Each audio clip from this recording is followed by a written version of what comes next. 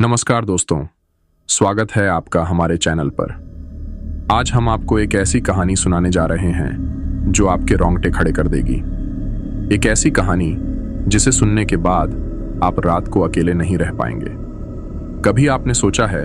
कि अगर आपकी सबसे बड़ी चिंता आपकी परछाई बन जाए तो क्या होगा? क्या होगा अगर वो परछाई आपके सबसे गहरे डर को जानती हो? आज हम आपको सुनाएंगे एक ऐसी भूतिया कहानी जो आपके दिल की धड़कनें तेज कर देगी। तो अगर आप डर के शौकीन हैं तो अपनी बत्तियां बंद कर लीजिए और हमारे साथ इस खौफनाक यात्रा पर चलिए। नमस्कार दोस्तों, मेरा नाम हर्ष है और मैं दिल्ली शहर के पास में मौजूद एक छोटे से गांव का रहने वाला हूं जिसका नाम बिल्लापुरा है। आज मैं आप लोगों के लिए जो कहानी लेकर आया हूं वह मेरे जीवन में घटी एक ऐसी डरावनी घटना की कहानी है जिस घटना को मैं आज तक भी नहीं भुला पाया हूं। जब मेरे साथ वह घटना हुई थी उस वक्त मेरी इतनी ज्यादा उम्र भी नहीं थी। इसी वजह से मुझे इन सब डरावनी चीजों का आज के जितना अनुभव नहीं था और ना ही उस टाइम पर मैं इन सब चीजों से कैसे निपटा जाता है इन सब बातों के बारे में जानता था। लेकिन मेरा यकीन मानिए, जब मेरे साथ वह घटना हुई थी उस वक्त एक बार के लिए तो मुझे ऐसा लग गया था कि आज मेरा यहाँ पर मरना पक्का है। दरअसल इस कहानी की शुरुआत होती है आज से लगभग 10 साल पहले से। आज से 12 साल पहले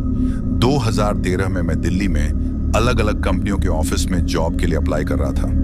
लेकिन मेरा कहीं पर भी सिलेक्शन नहीं हो रहा था, जिसकी वजह से मैं बिल्कुल निराश होकर अपने गांव में बैठा हुआ था। लेकिन फिर एक दिन अचानक से ही मुझे कंपनी की तरफ से ऑफर लेटर आता है और वह लोग मुझे अपनी ऑफिस में ज्वाइन करने के लिए बुलाते हैं। हालांकि मैं पहले उस कंपनी के एक दूसरे ऑफिस में इंटरव्यू के लिए जा चुका था, लेकिन इस बार जहां मुझे ज्वाइनिंग के लिए बुलाया गया था वह एक दूसरा ऑफिस था। अब ऑफर लेटर में जिस जगह का एड्रेस दिया गया था मैं उस जगह पर पहुंच जाता हूं, लेकिन जब मैं उस जगह पर पहुंचता हूं तो मुझे दिखाई देता है कि वो एक 4 से 5 मंजिला इमारत है जिसके अंदर सिर्फ उसी कंपनी का ऑफिस बना हुआ है। जब मैंने एक ही बिल्डिंग के अंदर सिर्फ एक ही कंपनी का ऑफिस देखा तो मैं काफी ज्यादा खुश हो जाता हूं, क्योंकि दिल्ली में ऐसा बहुत कम देखने को मिलता है।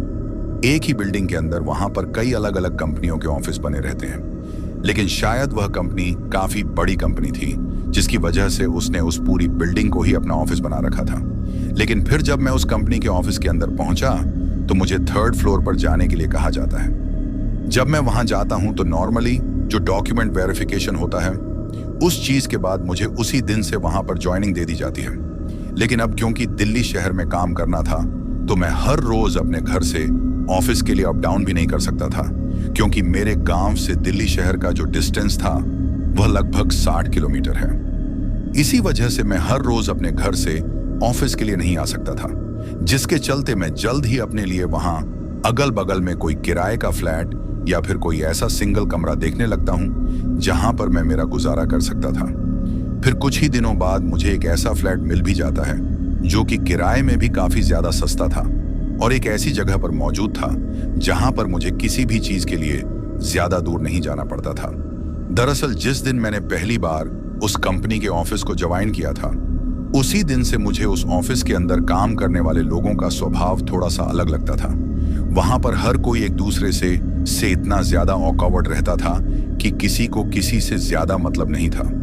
सभी लोग बस काम खत्म करके जल्द से जल्द अपने घर जाने की जल्दी में रहते थे। शुरू में तो मुझे लगा कि शायद ये सभी लोग फैमिली वाले हैं, जिसकी वजह से घर के काम के प्रेशर की वजह से सभी को इतना जल्दी घर जाने की लगी रहती हैं। लेकिन उस वक्त मैं यह नहीं जानता था कि इन सभी लोगों की जो घर जाने की जल्दी है उसके पीछे की वजह कुछ और ही है।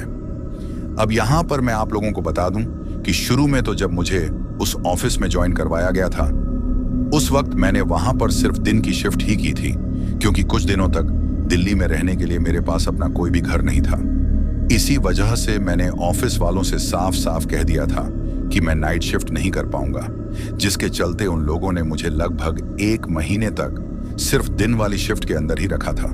लेकिन जब मैं वहां पर बिल्कुल अच्छी तरीके से सेट हो गया तो उसके बाद मेरी शिफ्ट चेंज होने लगी थी। और यह चीज मेरे साथ ही नहीं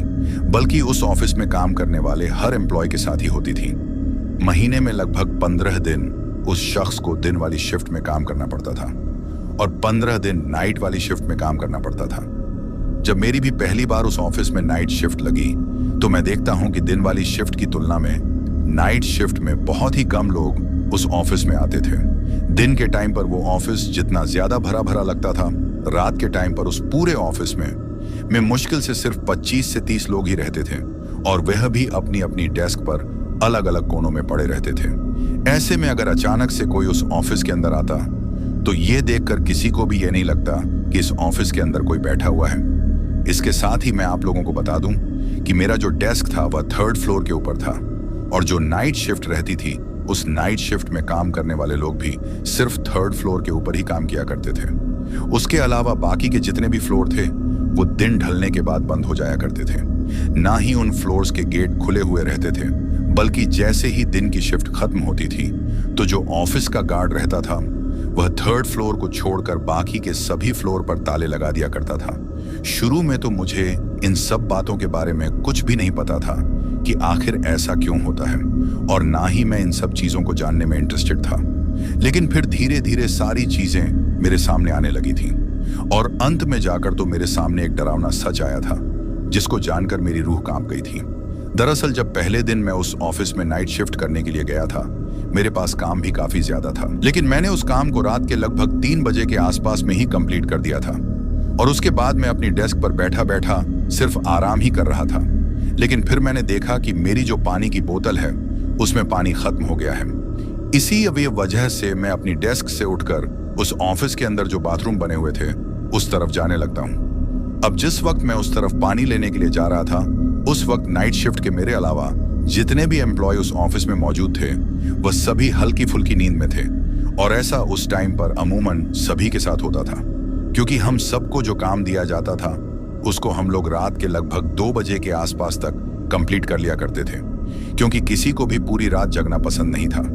हर कोई रात के लगभग 2 बजे के आसपास तक सो जाता था।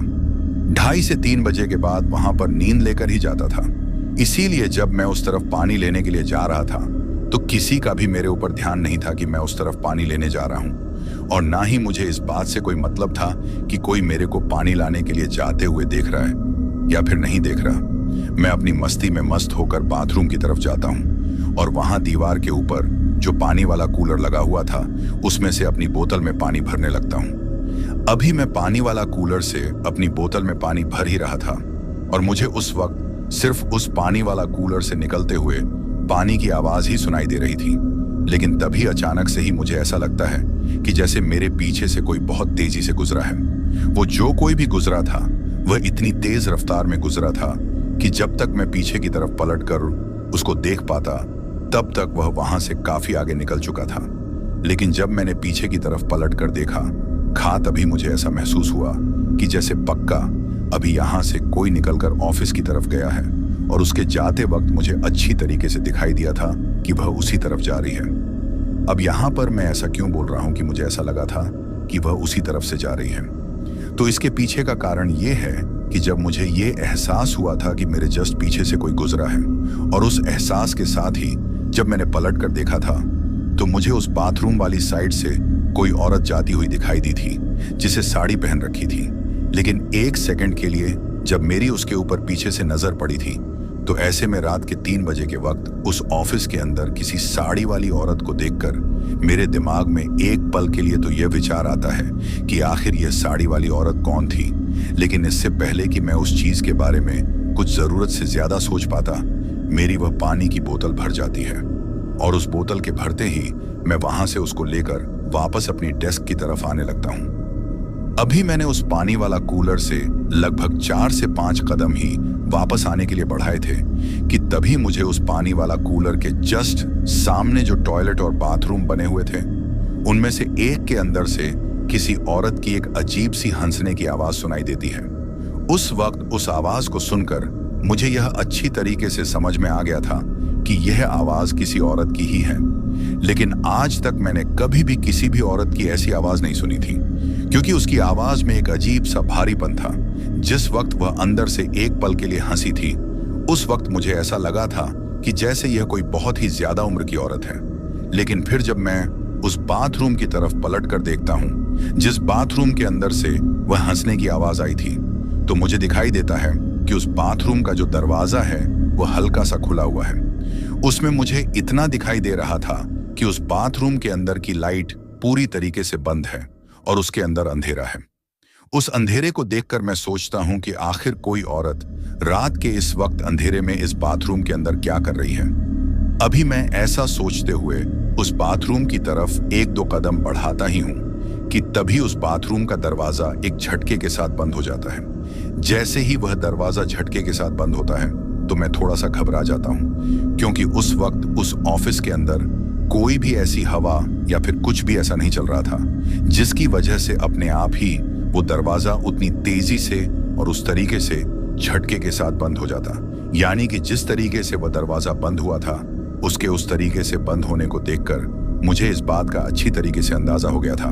कि इस वक्त इस बाथरूम के अंदर जरूर कोई ना कोई ऐसी चीज मौजूद है जिसने इस दरवाजे को इस तरीके से बंद किया है। लेकिन अब रात के उस वक्त उस चीज को होता हुआ देखकर मैं मन ही मन में थोड़ा सा घबरा जाता हूं, क्योंकि ऑफिस में नाइट शिफ्ट की पहली रात थी और मैं वहां की चीजों के बारे में कुछ ज्यादा जानता भी नहीं था। इसी वजह से मैं उस चीज को वहीं की वहीं छोड़कर वापस अपनी डेस्क पर जाना ही ठीक समझता हूं। इसीलिए मैं वापस पीछे की तरफ पलट हूं और अपनी डेस्क की तरफ जाने के लिए अभी मैंने एक कदम उठाया ही था कि तभी अचानक से ही मुझे कुछ ऐसा दिखाई देता है जिसको देखते ही मेरे हाथों से मेरी वह पानी की बोतल छूट जाती है। दरअसल जैसे ही मैं पीछे की तरफ पलटा और मेरी नजरें एक कदम उठाने के साथ नीचे की तरफ से ऊपर की तरफ हुई तो अचानक से मुझे दिखाई देता है कि मेरी आंखों के बिल्कुल ठीक सामने एक तरफ जिस दीवार के ऊपर वह पानी वाला कूलर लगा हुआ था और उस दीवार के बिल्कुल ठीक सामने की तरफ जो टॉयलेट और बाथरूम बने हुए थे, जैसे ही मैं वापस आने के लिए पीछे की तरफ पलटा तो पलटते ही मुझे दिखाई देता है कि उस वक्त मेरी आंखों के सामने बिल्कुल वही औरत जिसको मैंने अभी कुछ टाइम पहले जब मैं उस पानी वाला कूलर से वह पानी की बोतल भर रहा था उस वक्त कुछ पल के लिए मैंने उसको वहां से जाते हुए देखा था। और जब वह मेरे पीछे से गुजरी थी तो काफी तेज रफ्तार में गुजरी थी। अब वही औरत मेरी आंखों के सामने छत से बिल्कुल उल्टी लटकी हुई थी और उसके जो पैर थे वह किसी मकड़ी की तरह उस छत से चिपके हुए थे। लेकिन जब मैंने उसको अभी कुछ टाइम पहले जाते हुए देखा था तब तो मुझे सिर्फ उसकी पीठ ही दिखाई दी थी, लेकिन अब इस वक्त तो मेरे सामने उसकी पीठ नहीं बल्कि उसका चेहरा था। पर जब वह उल्टी लटकी हुई थी तो उसका वह चेहरा इतना ज्यादा डरावना दिखाई दे रहा था, क्योंकि जैसे ही मैंने पीछे की तरफ पलटकर उसको देखा तो मुझे दिखाई दिया कि जब वो उल्टी लटकी हुई थी तो उल्टी लटकते वक्त सिर्फ उसका चेहरा ही नहीं बल्कि उसका पूरा का पूरा हुलिया और उसका पूरा का पूरा सिर से लेकर पैरों तक का शरीर एक आग में भुन चुके इंसान के जैसा दिखाई दे रहा था। इसके साथ ही उस वक्त उसकी जो आंखें थीं वह पूरी तरीके से सफेद थीं और उसकी आंखों की जो पुतलियां थीं वह भी गायब थीं। साथ ही जब वह वहां पर उस तरीके से उल्टी लटकी हुई थी तो उल्टी लटकते वक्त उसके मुंह से खून की लौ टपक रही थी और जिन होठों से वह खून की लौ टपक रही थी उन होठों पर एक अजीब सी डरावनी मुस्कान थी। उस मुस्कान को देखकर ही मुझे सबसे ज्यादा डर लगा था, क्योंकि उसका वो जो भी हुलिया था वो सिर्फ उसकी उस कातिलाना मुस्कान की वजह से ही उतना ज्यादा डरावना बन रहा था। पर जैसे ही मैं चीखा तो मेरे चीखने के साथ साथ ही इससे पहले कि मैं चीखना बंद करता वहां पर उस तरीके से उल्टी लटकी हुई डरावनी औरत भी इतनी भयानक तरीके से चिल्लाती है कि मेरी चीखने की आवाज तो उसके चिल्लाने की आवाज के सामने कुछ भी नहीं थी। लेकिन जैसे ही वह मेरे सामने उस तरीके से चिल्लाई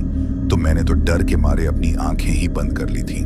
लेकिन फिर कुछ ही सेकंड बाद मुझे मेरी तरफ कई लोगों के दौड़ते हुए कदमों की आवाज सुनाई देती है। उस आवाज को सुनकर जब मैं धीरे धीरे अपनी आंखें खोलता हूं तो मुझे दिखाई देता है कि उस वक्त नाइट ड्यूटी में मेरे साथ मेरी ऑफिस के अंदर जो लोग काम कर रहे थे वही सब लोग भागते हुए मेरी तरफ आ रहे थे। लेकिन जो सबसे ज्यादा डरने वाली बात थी वो यह थी कि अब वो औरत वहां से गायब हो चुकी थी।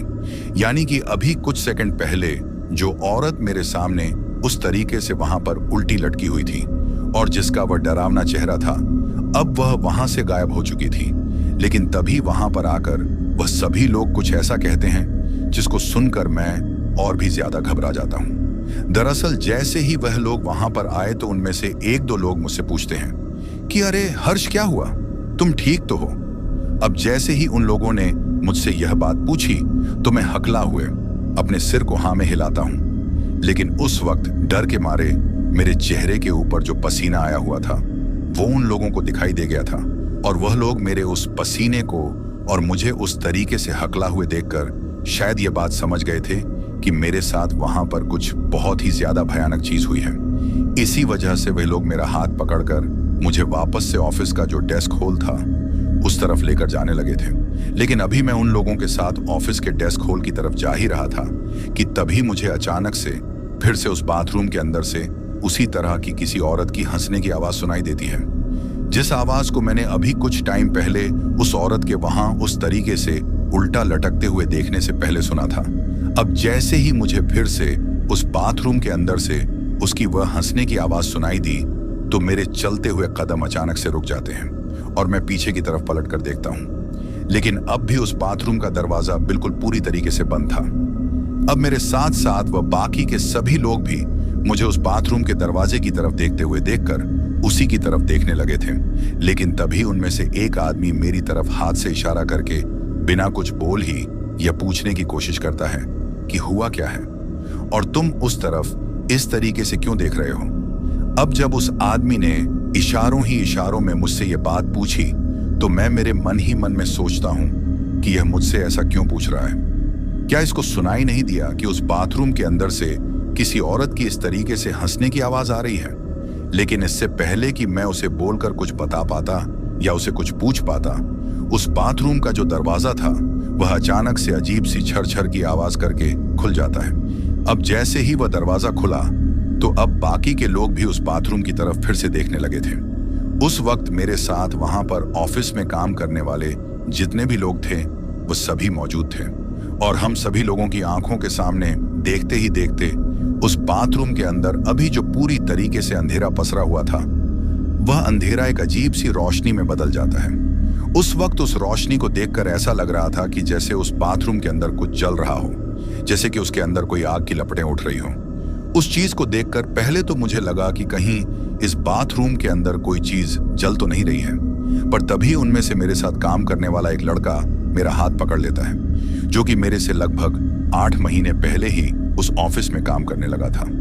जब उसने मेरा हाथ पकड़ा तो मैं उसकी तरफ देखता हूं और जैसे ही मैंने उसकी तरफ देखा तो वह लड़का मेरी तरफ देखकर ना में अपनी गर्दन को हिलाता है, यानी कि वह मुझे उस वक्त उस बाथरूम की तरफ ना जाने के लिए इशारा कर रहा था। पर शायद उसको यह पता नहीं था कि उस वक्त मेरे तो खुद के अंदर ही इतनी हिम्मत नहीं थी कि मैं खुद से चलकर अकेला उस बाथरूम में जाकर यह देख सकूं कि आखिर वहां पर वह जो आग की लपटें उड़ती हुई दिखाई दे रही हैं वह किस चीज की है। अब कुछ देर तक तो वहां पर उस बाथरूम के अंदर हमें वो आग की लपटें उड़ती हुई दिखाई देती हैं और उसके बाद अचानक से ही उस बाथरूम की लाइट जल जाती है। अब बाथरूम की लाइट जलते ही जो आग की लपटें उड़ रही थी वह बंद हो जाती हैं। फिर जैसे ही लाइट जलती है तो सेकंड के बाद वो लाइट भी अजीब तरीके से झपझपाहट करने लगती है और जब वो लाइट उस तरीके से झपझपाहट कर रही थी तो उस झपझपाहट के साथ ही मुझे उस बाथरूम के अंदर से किसी की अजीब तरीके से कराने की आवाज भी सुनाई दे रही थी, जैसे कि कोई किसी बहुत ही भयंकर दर्द में है और उसको मदद की जरूरत है। पर उस वक्त मुझे यह समझ में नहीं आ रहा था कि आखिर जब उस बाथरूम के अंदर कोई है ही नहीं तो फिर यह आवाज इस तरीके से क्यों आ रही है। अभी मैं ऐसा सोच ही रहा था कि तभी अचानक से ही उस बाथरूम का जो दरवाजा था वो दरवाजा फिर से उसी तरीके से झटके के साथ काफी जोर से आवाज करते हुए बंद हो जाता है। लेकिन उस दरवाजे के बंद होने से पहले उस बाथरूम के अंदर की जो लाइट झपझपाहट कर रही थी वह लाइट भी बंद हो गई थी और सेकंड के लिए दरवाजा बंद होने से पहले उस बाथरूम के अंदर फिर से अंधेरा हो गया था। लेकिन वह लाइट अपने आप ही बंद नहीं हुई थी, बल्कि वह जो लाइट का बल्ब था वह बल्ब उस तरीके से झपझपाहट करते हुए फूट गया था, क्योंकि उस वक्त हमें बिल्कुल अच्छी तरीके से उस बल्ब के धमाके के साथ फूटने की आवाज सुनाई दी थी। उस आवाज को सुनकर मुझे यकीन हो गया था कि शायद वह बल्ब इस तरीके से जरूरत से ज्यादा झपझपाहट करने के कारण टूटा है। लेकिन उस वक्त उस बल्ब के उस तरीके से टूटने के पीछे की जो असल वजह थी वह मुझे समझ में नहीं आई थी। हालांकि मुझे इतना तो पता चल गया था कि उस बाथरूम के अंदर जरूर कुछ ना कुछ अजीब है, लेकिन वह जो कुछ भी था उसके वहां पर होने के पीछे की वजह क्या थी ये उस वक्त तक मुझे नहीं पता था। लेकिन फिर यह सब चीजें होने के बाद जब वह ऑफिस वाले मुझे डेस्क हॉल में लेकर गए और वहां जाने के बाद जब मैंने उन लोगों से पूछा कि आखिर यह सब हो क्या रहा है, तो वह लोग उल्टा मुझसे ही पूछते हैं कि पहले तुम बताओ कि आखिर तुम्हारे साथ क्या हुआ था। अब जैसे ही मैंने उन लोगों के मुंह से यह बात सुनी तो मैं थोड़ी गुस्से वाली आवाज में उनसे कहता हूं कि आप लोग अब भी मुझसे यही पूछ रहे हो कि मेरे साथ हुआ क्या था। क्या आप लोगों को मेरी उतनी बुरी तरीके से चीखने की आवाज सुनाई नहीं दी थी? तो अब जैसे ही मैंने उन लोगों से यह बात कही तो उन लोगों में से कोई भी मेरी इस बात को मानने के लिए तैयार नहीं था कि उनको मेरी चीखने की आवाज सुनाई दी थी। बल्कि उस वक्त उस बाथरूम के सामने जब मुझे वह डरावनी औरत दिखाई दी थी और जब मैं वहां पर चीखा था तो उस जगह से उस डेस्क होल में जहां पर वह लोग मौजूद थे वहां तक की दूरी मुश्किल से लगभग 20 कदम की ही होगी। तो इतनी कम दूरी में भी अगर उन लोगों को मेरी चीखने की आवाज सुनाई नहीं दी, लेकिन जिस तरीके से मैं चीखा था और जितनी तेज चीखा था, उस चीज को याद करके मुझे यह बिल्कुल भी यकीन नहीं हो रहा था कि उन लोगों को मेरी चीखने की आवाज सुनाई नहीं दी थी। लेकिन फिर मैं उन लोगों से पूछता हूं कि अगर आप लोगों को मेरी चीखने की आवाज सुनाई नहीं दी थी तो फिर आप लोग उस तरफ दौड़ते हुए क्यों आए थे? अब जब मैंने उन लोगों से यह बात पूछी तो वो लोग मुझसे कहते हैं कि हम तो उस औरत की चिल्लाने की आवाज सुनकर उस तरफ दौड़ते हुए आए थे, क्योंकि उस औरत की जो आत्मा है वह तभी इस ऑफिस के अंदर उस तरीके से चीखती चिल्लाती है जब वह किसी को अपना शिकार बनाने के लिए उसके पीछे पड़ती है। अब जैसे ही मैंने उन लोगों के मुंह से यह बात सुनी कि उस औरत की आत्मा, तो ये शब्द सुनते ही मेरा तो कलेजा बैठ जाता है और मैं हकला हुए उन लोगों से कहता हूं कि कौन आत्मा? तुम लोग किसके बारे में बात कर रहे हो? तो जैसे ही मैंने ये बात पूछी तो उनमें से एक आदमी बड़ा ही नॉर्मल तरीके से उन सबसे कहता है कि अरे यार, अब इसको भी इन सब के बारे में बता दो, वरना पता नहीं उस प्रियंका की तरह यह भी उसके हाथों मारा जाएगा। अब जैसे ही मैंने उस आदमी के मुंह से यह बात सुनी तो मैं और भी ज्यादा डर गया, क्योंकि ना ही तो मुझे प्रियंका के बारे में कुछ पता था, ना ही उस औरत के बारे में कुछ पता था। और उस औरत की वो कौन सी आत्मा थी और उसने उस प्रियंका नाम की लड़की को क्यों मार दिया था, ना ही मुझे इन सब बातों के बारे में कुछ पता था। पर जब उस आदमी ने यह बात बोली कि इसको बता दो वरना यह भी उस प्रियंका की तरह मारा जाएगा, तो इस बात से मुझे काफी ज्यादा मतलब था। इसी वजह से मैं घबराते हुए उन लोगों से पूछता हूं कि आखिर बात क्या है, आप लोग मुझसे क्या छुपा रहे हो? अब जब मैंने काफी जोर देकर उनसे यह बात पूछी तो उनमें से 2 लड़कियां और 1 लड़का मेरे पास आकर बैठते हैं और वह लोग मुझे बताते हैं कि आज जो चीज तुम्हारे साथ यहाँ पर हुई है, हम में से कोई भी ऐसा नहीं है जिसके साथ कम से कम 1 या 2 बार तो ये चीज ना हुई हो। अब जब उन लोगों ने मुझसे ये बात कही तो मुझे उनकी ये बात कुछ समझ में नहीं आती है। इसी वजह से मैं उनसे कहता हूं कि जो भी बात है वह आप मुझे सीधा सीधा बताओ। अब जब मैंने उनसे ऐसा कहा तो वह लोग मुझे बताते हैं कि हमारा ये ऑफिस हंटेड है। उस तरफ जहां वह पानी वाला कूलर लगा हुआ है, वहां उस बाथरूम की तरफ अक्सर एक औरत की आत्मा भटकती है। आज तक जितने भी लोगों ने इस ऑफिस में ज्वाइन किया है और ज्वाइन करने के बाद जब उन्होंने पहली बार नाइट शिफ्ट की है तो उनको कभी ना कभी वह औरत दिखाई दे ही जाती है। और आज जिस तरीके से वह तुम्हें दिखाई दी थी, ठीक उसी तरीके से वह हम सभी लोगों को भी दिखाई दे चुकी है। अब जैसे ही मैंने उन लोगों के मुंह से यह बात सुनी तो मैं उनसे कहता हूं कि आखिर वह औरत कौन थी, वह कैसे मरी और मरने के बाद उसकी आत्मा अब भी यहाँ पर क्यों भटक रही है? और अगर उस औरत की आत्मा यहाँ पर भटक रही है तो फिर इस ऑफिस को बंद क्यों नहीं कर दिया जाता? तुम लोग आज भी यहाँ पर काम क्यों करते हो? अब जब मैंने उन लोगों से इस तरह के सवाल जवाब किए तो वह लोग मुझे बताते हैं कि आज से कई साल पहले इस ऑफिस के अंदर एक कमलेश नाम की औरत साफ सफाई का काम करने के लिए आती थी। अब यह बात तो आप में से भी बहुत से लोग जानते ही होंगे कि दिल्ली जैसे बड़े बड़े शहरों में जो काम करने वाली बाई होती हैं, यानी कि जो गरीब घर की औरतें होती हैं, वह किसी के घर में जाकर या फिर उसी तरह के बड़े बड़े ऑफिसों में जाकर झाड़ू पोछा करने का काम किया करती हैं। तो इसी तरीके से वह कमलेश नाम की औरत भी उस ऑफिस में काम करती थी। लेकिन एक बार उस ऑफिस का जो मैनेजर था,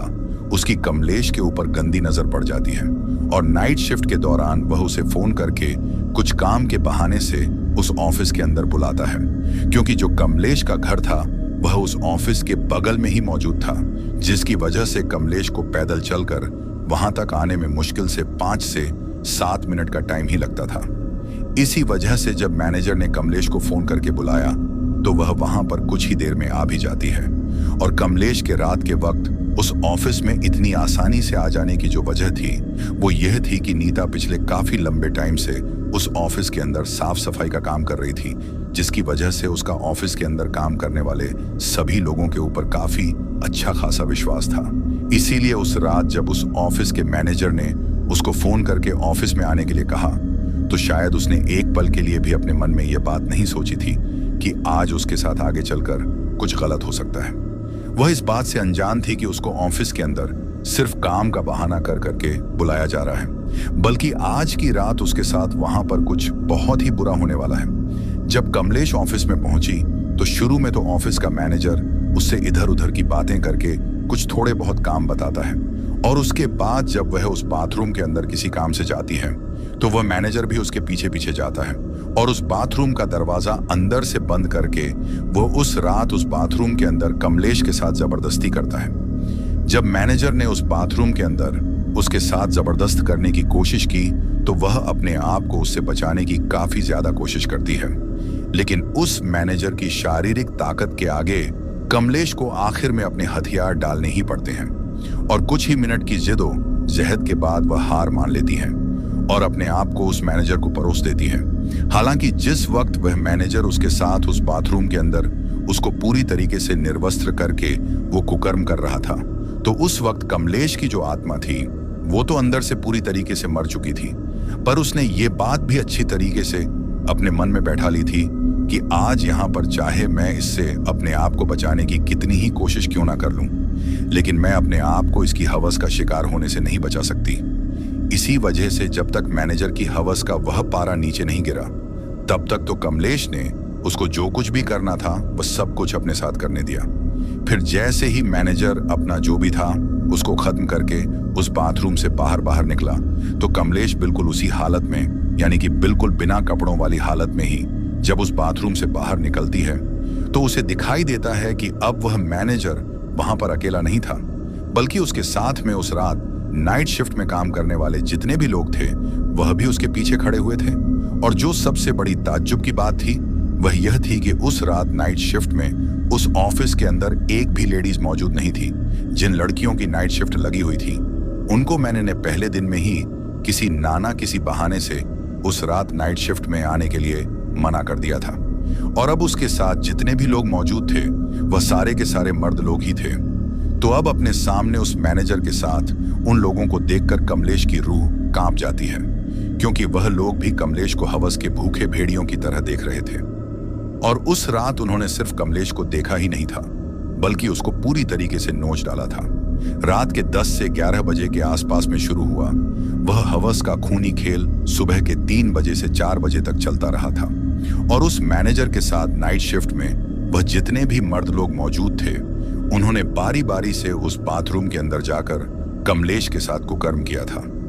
अब इतने लोगों के द्वारा हवस का शिकार बन जाने के बाद कमलेश के अंदर खड़ा होने की भी हिम्मत नहीं थी, लेकिन इन सब चीजों के बीच में जो सबसे बड़ी बात थी वह यह थी कि 4 से 5 लोगों के द्वारा कमलेश को नोचने के बाद वह जो मैनेजर था वह भी बीच बीच में जाकर बार बार फिर से कमलेश के साथ यही सब कुछ कर रहा था। वह सब लोग तो उसके साथ एक बार कुकर्म करने के बाद थोड़ी देर का आराम करके फिर से उसके ऊपर हावी हो रहे थे, लेकिन कमलेश को तो 1 मिनट की तो दूर की बात है बल्कि 1 सेकंड के लिए भी उन हवस के भूखे भेड़ियों से अपने आप को बचाने का मौका नहीं मिला था। लेकिन फिर सुबह के 3 बजे से 4 बजे तक वो जितने भी लोग थे वो पूरी तरीके से 4 से 5 बार हर कोई उसको अपनी हवस का शिकार बनाकर थक चुका था। तो उसके बाद वह सभी के सभी उसको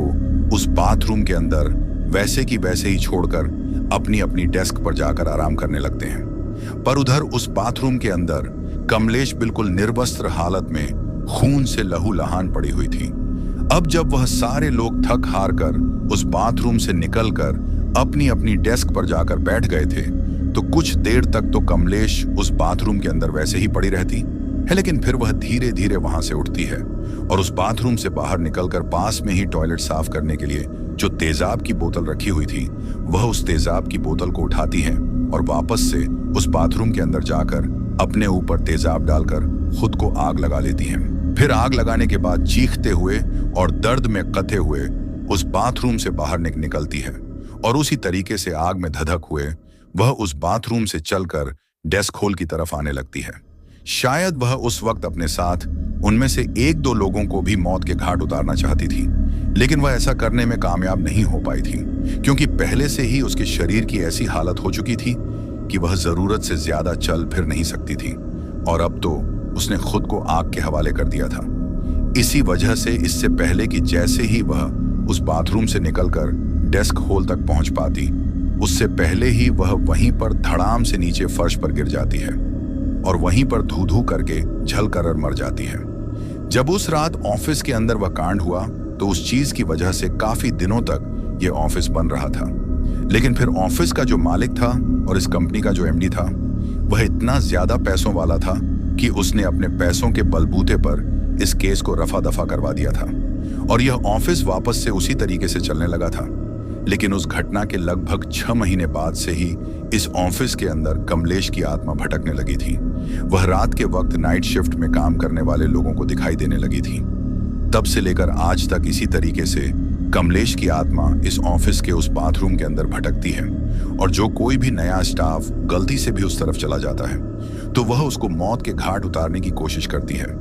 लेकिन आज तक भी कमलेश ने किसी को मौत के घाट उतारा नहीं,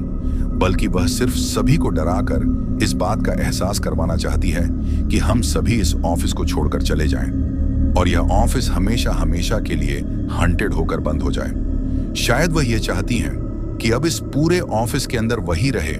लेकिन इस ऑफिस के एमडी के द्वारा आज तक भी इस बिल्डिंग के अंदर इस ऑफिस को चलाया जा रहा है। अब जब मैंने उन लोगों के मुंह से कमलेश की ये दुख भरी दास्तान और उसके साथ जो रूह खपा देने वाला हादसा हुआ था, इन सब चीजों के बारे में सुना, तो इस वक्त आपके दिमाग में जो बात आ रही है वही बात मेरे दिमाग में भी आई थी कि जब कमलेश उस रात मर चुकी थी तो उसके साथ जो कुछ भी हुआ था वह इन लोगों को इतनी अच्छी तरीके से कैसे पता है। और जब यही बात मैंने उन लोगों से पूछी तो वह लोग मुझसे कहते हैं कि इस बात का जवाब तुम्हें आने वाले थोड़े ही दिनों में पता चल जाएगा। मुझसे यह बात कहकर वह सभी लोग वहां से उठकर अपनी अपनी डेस्क के ऊपर चले गए थे, पर मेरे द्वारा कई बार पूछने पर भी उनमें से किसी ने भी मुझे इस बात का जवाब नहीं दिया था कि आखिर उन सब लोगों को कमलेश के साथ जो चीजें हुई थीं, उन सब चीजों के बारे में इतना बारीकी से कैसे पता है। पर जब किसी ने भी नहीं बताया तो मैं खुद से ही उस वक्त मेरे दिमाग में सोचता हूं कि शायद कमलेश के मरने के बाद जब पुलिस केस हुआ होगा तो जिन भी लोगों ने उसके साथ ये सब कुछ किया था उन्हीं ने यह सब बताया होगा। लेकिन आप लोगों को बता दूं कि उस वक्त मैं ऐसा बिल्कुल गलत सोच रहा था,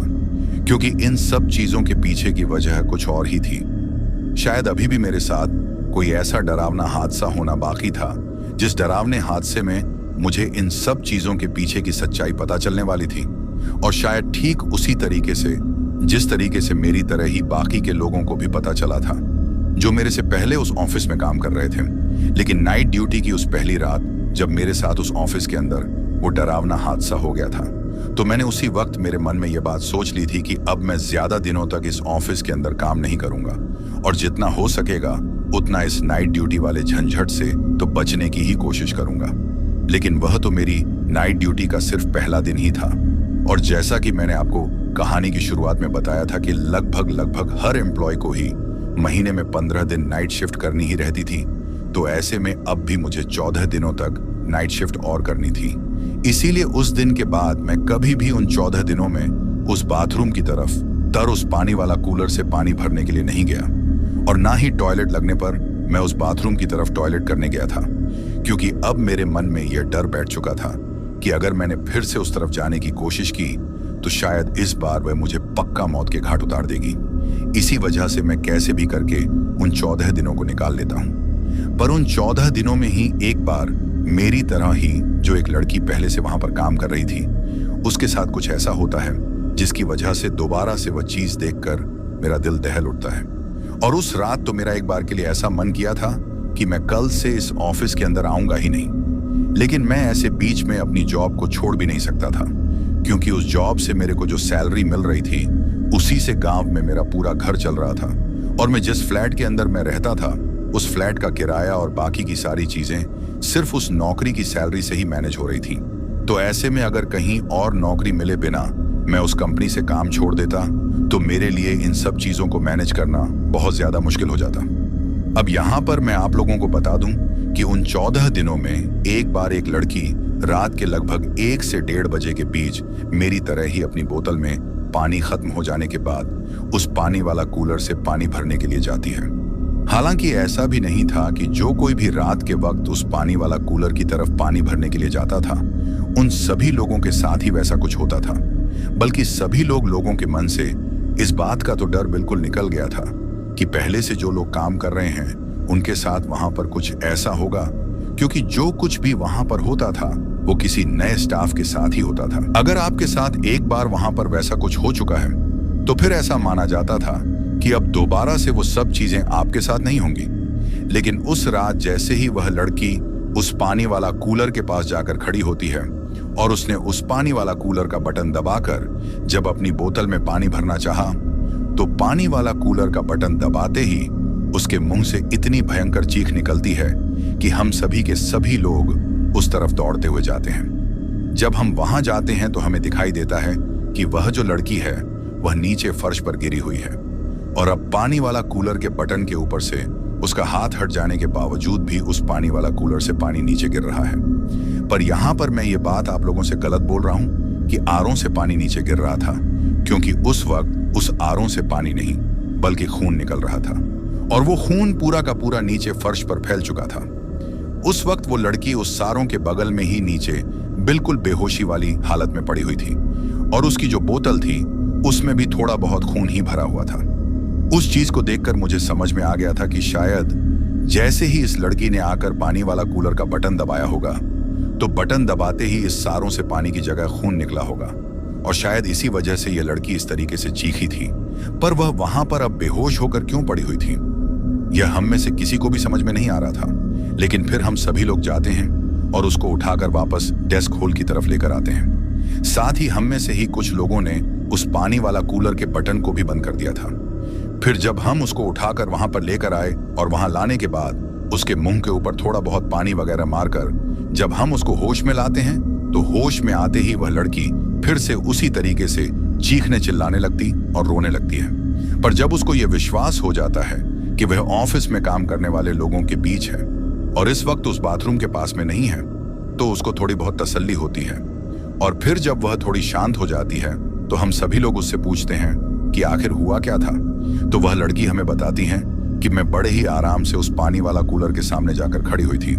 पर जैसे ही मैंने उस पानी वाला कूलर का बटन दबाया तो बोतल में पानी की जगह कुछ लाल लाल के जैसा आने लगा था। लेकिन तभी अचानक से ही कोई बहुत ही बड़ी परछाई मुझे मेरे पीछे से मेरे ऊपर पड़ती हुई दिखाई देती है। उस परछाई को देखकर जब मैं धीरे धीरे पलटकर पीछे देखती हूँ तो मेरे पीछे और कोई नहीं बल्कि वहीं खड़ी थी। अब वह बहुत ज्यादा लंबी हो चुकी है और उसका शरीर भी बहुत भारी और विशाल हो चुका है। पर जैसे ही मुझे वह दिखाई दी तो इससे पहले कि मैं कुछ कर पाती, मेरे चीखने के साथ ही उसने मेरे गाल के ऊपर इतना तेज थप्पड़ मारा कि मैं वहीं की वहीं नीचे गिरकर बेहोश हो गई। अब जब उस लड़की ने यह बात बताई तो ऑफिस में काम करने वाले बाकी के लोगों के मन में यह डर बैठ जाता है कि जो चीज इतने दिनों से चली आ रही थी कि वह सिर्फ नए लोगों को ही दिखाई देती है, वह भी आज से खत्म हो चुकी है, बल्कि अब वह पहले से इस ऑफिस में काम करने वाले लोगों को भी दिखाई देने लगी है। फिर कुछ देर बाद हम में से ही कुछ लोगों की नजर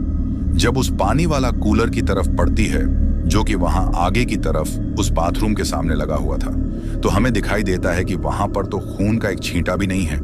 बल्कि फर्श पर अभी कुछ टाइम पहले जो खून फैला हुआ था उसकी जगह अब वहां पर पानी पड़ा हुआ है। तो क्या अभी कुछ टाइम पहले हम लोगों को जो खून वहां पर दिखाई दे रहा था वो सिर्फ हमारी आंखों का भ्रम था?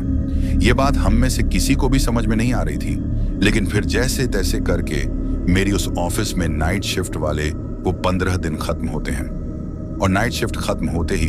जब दिन की करके मैं एक बार रात के वक्त अपने उस फ्लैट के अंदर सो रहा था, तो सोते वक्त मुझे नींद में ऐसा महसूस होता है कि जैसे किसी ने बड़े ही आराम से मेरे फ्लैट का जो मेन दरवाजा है उसको खोला है और उस दरवाजे को खोलने के बाद वह चलते हुए मेरी तरफ आ रहा है। लेकिन जब वह चलते हुए मेरी तरफ आ रहा था तो मुझे इस बात का अच्छी तरीके से अंदाजा हो गया था कि वह कोई आदमी नहीं बल्कि एक औरत है। और इस बात का अंदाजा मुझे इस वजह से हुआ था क्योंकि जब वह चलते हुए मेरी तरफ आ रही थी तो उस वक्त उसके हर एक कदम के साथ मुझे एक पायल के झंकर की आवाज सुनाई दे रही थी। और पायल तो सिर्फ लड़कियां या फिर औरतें ही पहनती हैं, लेकिन लड़की में और औरत में भी मैं इस वजह से अंतर कर पाया था क्योंकि उस वक्त वह जो कोई भी मेरी तरफ चलते हुए आ रही थी उसने साड़ी पहन रखी थी और उसकी कद काठी को देखकर ऐसा लग रहा था कि जैसे वह एक अधेड़ उम्र की औरत है। पर उस वक्त उसका जो चेहरा था वो मेरी आंखों के सामने बिल्कुल धुंधला था और यह सब चीजें मेरे साथ बिल्कुल नींद में हो रही थी। लेकिन फिर जैसे जैसे वह मेरे करीब आती गई वैसे वैसे ही उसका चेहरा थोड़ा धुंधले से साफ होता गया और जैसे ही मुझे उसका चेहरा ठीक तरीके से साफ साफ दिखाई देने लगा तो उसके उस चेहरे को देखकर मैं काफी ज्यादा डर जाता हूँ क्योंकि वह और कोई नहीं बल्कि कमलेश ही थी जो उस रात मुझे नाइट ड्यूटी के दौरान मेरी आंखों के सामने उल्टी लटकी हुई दिखाई दी थी। हालांकि आज उसका बाकी का शरीर तो बिल्कुल किसी नॉर्मल औरत की तरह ही था, लेकिन उसका जो चेहरा था वो आज बिल्कुल उतना ज्यादा ही डरावना बना हुआ था। पर अब वो मेरे बेड के बिल्कुल सामने आकर खड़ी हो गई थी। उस वक्त मुझे प्रॉपर वो अपने सामने खड़ी हुई दिखाई दे रही थी, लेकिन मेरी आंखें बंद थीं और मैं नींद में था। पर नींद में होने के बावजूद भी मैं ये बात अच्छी तरीके से जानता था कि यह कोई जिंदा औरत नहीं बल्कि कमलेश की भटकती हुई आत्मा है। पर पता नहीं उस वक्त किसी ने मेरे ऊपर क्या कर दिया था कि मैं जानबूझ भी उस नींद से और उस सपने से बाहर नहीं आ पा रहा था। फिर मेरे सामने खड़ी होकर वह एक दो बार चीखने के बाद वही सब कुछ बातें वहां पर बोलने लगती हैं जो बातें मुझे उन ऑफिस वालों ने बताई थी। यानी कि उस रात सपने में कमलेश ने मुझे अपने साथ हुई उस दरिंदगी की पूरी कहानी सुनाई और उसने मुझसे जाते वक्त सिर्फ एक ही बात कही थी कि मैं उस ऑफिस को हमेशा हमेशा के लिए छोड़ दूं, वरना फिर वह मुझे नहीं छोड़ेगी मुझसे। यह बात कहकर जैसे ही वह मेरी आंखों के सामने से गायब हुई तो मुझे अपने ऊपर कोई बहुत ही भारी चीज गिरती हुई महसूस होती है और जैसे ही वो चीज मुझे मेरे ऊपर गिरती हुई महसूस होती है तो मेरी आंखें खुल जाती हैं और आंखें खुलने के साथ ही मैं अपने दोनों हाथों से धक्का देकर वो जो कुछ भी था उसको अपने ऊपर से नीचे फर्श पर गिरा देता हूं। लेकिन उसको धक्का देकर नीचे गिराने के बाद जब मैं नीचे की तरफ देखता हूं तो वहां पर कुछ भी नहीं था। पर उस रात के सपने के बाद मैं समझ गया था कि अब मेरा उस ऑफिस के अंदर ज्यादा दिनों तक काम करना ठीक नहीं है, क्योंकि वह सपना इतना ज्यादा डरावना था और उस सपने में वही सब बातें थीं जो उन ऑफिस वालों ने मुझे बताई थीं। उस डरावने सपने की वजह से जब मैं नींद से बाहर निकला तो मेरे पूरे बदन पर बुरी तरीके से पसीना आया हुआ था और मेरे पैर अपने आप ही कँप रहे थे। लेकिन फिर जब पहली बार मेरे साथ नाइट ड्यूटी में वह सब कुछ हुआ था तो मैंने उसके अगले दिन ही दिल्ली के अंदर ही 3-4 कंपनियों के अंदर अपनी नौकरी के लिए अप्लाई कर दिया था और उस रात के सपने के अगले दिन ही मुझे एक दूसरी कंपनी से ऑफर लेटर आ जाता है, जिसके बाद मैं उस कंपनी के ऑफिस को हमेशा हमेशा के लिए छोड़ देता हूं। और सिर्फ उस कंपनी को ही नहीं बल्कि मैंने उस फ्लैट को भी हमेशा हमेशा के लिए छोड़ दिया था, क्योंकि अब जिस नई कंपनी में मैं जॉब करने लगा था उसका ऑफिस उस फ्लैट से थोड़ी दूरी पर पड़ता था। इसी वजह से मैंने उस नई कंपनी वाले ऑफिस के बगल में ही एक बिल्डिंग के अंदर फ्लैट ले लिया था और उसके बाद मेरे साथ कभी भी ऐसी कोई भी डरावनी घटना नहीं हुई। पर मैं आज तक भी इन सब चीजों को अपने जहन से नहीं निकाल पाया हूं। आज भी मुझे ऐसा लगता है कि जैसे वह फिर से मेरे फ्लैट का दरवाजा खोलकर रात के वक्त कभी भी मुझे मारने के लिए आ सकती है। पता नहीं मेरे मन के अंदर यह डर क्यों बैठा हुआ है। अगर आप लोगों के पास मेरे मन का यह डर निकालने का कोई उपाय है तो आप लोग मुझे कमेंट करके जरूर बताना। तो दोस्तों, ये थी हमारी आज की कहानी। कहानी आपको कैसी लगी ये आप मुझे कमेंट बॉक्स में कमेंट करके जरूर बताना।